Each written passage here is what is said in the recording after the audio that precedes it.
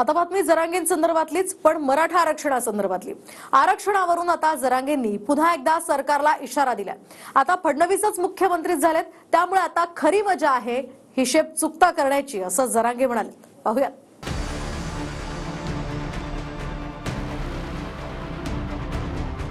आता तर खरी मजा आहे हिशेब चुकता करायची।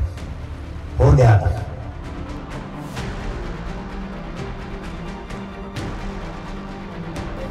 हा मजा घेण्याचा प्रश्न नाहीच आहे। याच्यावर मजा काय आली पाहिजे हा जनतेच्या जिव्हाळ्याचा प्रश्न आहे। मराठा आरक्षणावरून पुन्हा एकदा जरांगे पाटील आणि मुख्यमंत्री फडणवीस हे आमने सामने आले। आधी फडणवीस एकनाथ शिंदेंवर ढकलायचे, आता मात्र तुम्हीच मुख्यमंत्री आहात, त्यामुळे आता खरी मजा आहे हिशेब चुकता करायची, असा इशाराच जरांगे पाटलांनी दिलाय।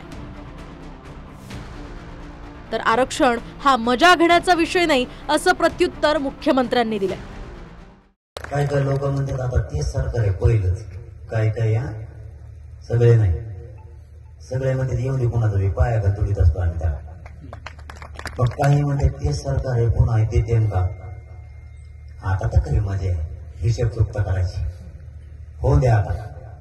पहिल्यांदा दुसरं ढकलेच होता ना, मी विरोध करत नाही, मी द्या म्हणतो, आता कळून देतो का नाही। फक्त 25 तारखेला जानेवारीच्या एकाही मराठ्यांनी घरी राहायचं नाही, आंतरवाडी द्यायचं। पहिली गोष्ट तर हा मजा घेण्याचा प्रश्न नाहीच आहे।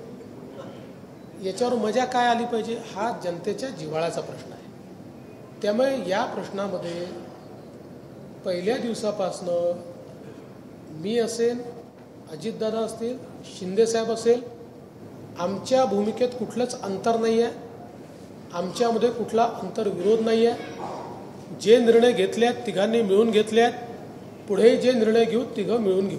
आम्ही कुठं म्हणतो तुम्ही मजा खेळतात, चेष्टा करतात, अपमान करतात, अवमान करतात समाजाचा। आम्ही कुठं म्हणतो मजा घेतात तुम्ही मजा घेत नाहीत तर मग देत कसं का नाहीत? मजा घेत नाहीत ना, मग देत कसं का नाहीत?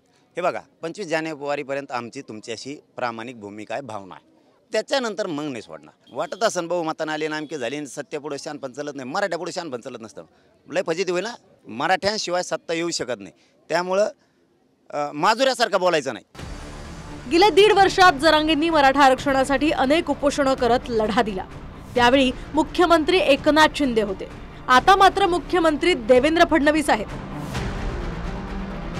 आणि मराठा समाजाला ओबीसीतून सरसकट आरक्षण देण्याची मागणी जरांगेंची आहे। लोकसभा निवडणुकीच्या आधी 20 फेब्रुवारीला विशेष अधिवेशनात महायुती सरकारनं मराठा समाजाला स्वतंत्र 10% आरक्षण दिलं। महाराष्ट्रात आधी 52% आरक्षण होतं, मात्र 2019 मध्ये केंद्र सरकारनं आर्थिक मागास असलेल्यांना ईडब्ल्यूएसचं 10% आरक्षण दिलं, ते महाराष्ट्र सरकारनं सुद्धा लागू केलं। आता मराठा समाजाला स्वतंत्र 10% असं एकूण 72% आरक्षण दिलंय। संविधानानुसार 50% मर्यादा ओलांडल्यानं मराठा समाजाला स्वतंत्र 10% आरक्षण टिकणार नाही, अशी शंका जरांगे आणि इतरांकडून व्यक्त होतीये। कारण 2018 मध्ये फडणवीस मुख्यमंत्री असताना त्यांनी मराठा समाजाला स्वतंत्रच SEBC कॅटेगरीमध्ये शिक्षणात 12% आणि नोकरीत 13% आरक्षण दिलं, मात्र सुप्रीम कोर्टानं ते रद्द केलं। पण फेब्रुवारीमध्ये 10% स्वतंत्र आरक्षण देताना सुप्रीम कोर्टानं ज्या त्रुटी काढल्या होत्या त्या मागासवर्ग आयोगानं दूर केल्या, त्यामुळे ते आरक्षण टिकणार असं सरकारचं म्हणणं आहे। तर आता 10% मराठा आरक्षणाला पुन्हा मुंबई हायकोर्टात ॲडव्होकेट जयश्री पाटील आणि ॲडव्होकेट गुणरत्न सदावर्ते यांनी आव्हान दिलं आणि हे प्रकरण कोर्टात आहे।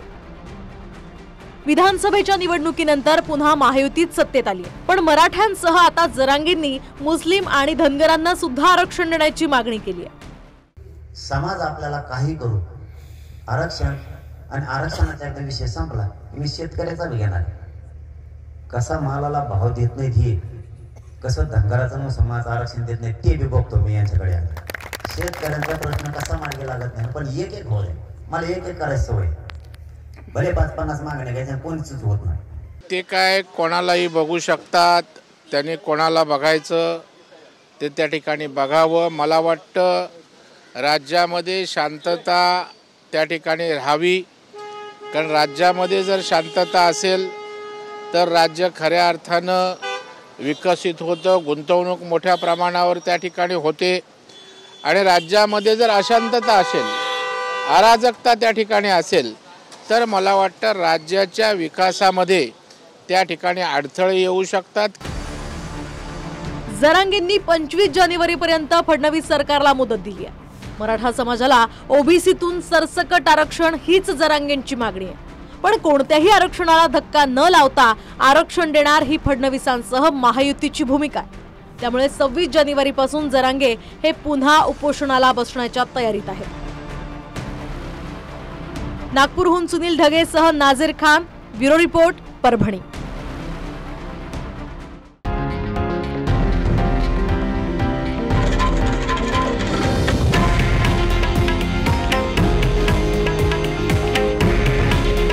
हे आहे देशातील नंबर 1 न्यूज नेटवर्क आणि आपण पाहत आहात TV9 मराठी.